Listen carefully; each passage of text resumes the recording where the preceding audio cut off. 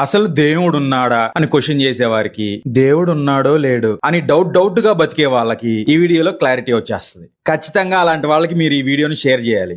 ఈ భూమి పైన 84 లక్షల జీవరాశులు ఉన్నాయి. వాటిని నువ్వు తయారు చేసావా? నువ్వు పీల్చుకునే గాలిని నువ్వు తయారు చేసావా? నీ శరీరాన్ని నువ్వు తయారు చేసావా? రోజు సూర్యుడు వస్తున్నాడు, ఆ సూర్యుడిని నువ్వు తయారు చేసావా? సూర్యుడి నుంచి వెలుగు వస్తుంది, ఆ వెలుగుని నువ్వు తయారు చేసావా?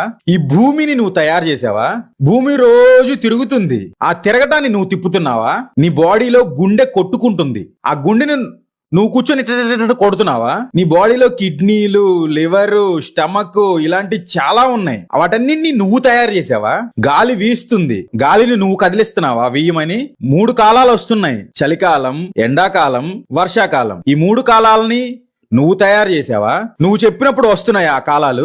ఇన్ని లక్షల మంది ఉండగా నువ్వు మీ అమ్మా నాన్నకే ఎందుకు పుట్టావు? మీ అమ్మా నాన్నకి పుట్టాలి అని నువ్వు డిసైడ్ చేసుకున్నావా? నువ్వు ఈ పోలికలతోనే పుట్టాలి అని నువ్వు డిసైడ్ చేసుకున్నావా? లేదు కదా. ఈ క్వశ్చన్స్ కి ఆన్సర్స్ ఉన్నాయా నీ దగ్గర?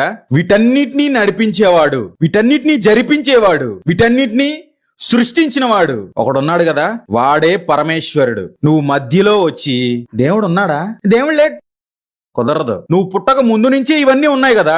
నువ్వు పుట్టక ముందు నుంచే